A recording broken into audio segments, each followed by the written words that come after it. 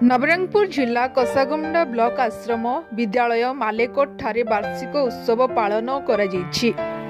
एही कार्यक्रम रे श्रीमती लीनाबाग सहकारी शिक्षयित्री संयोजना करी वार्षिक उत्सवर आरंभ करथिले।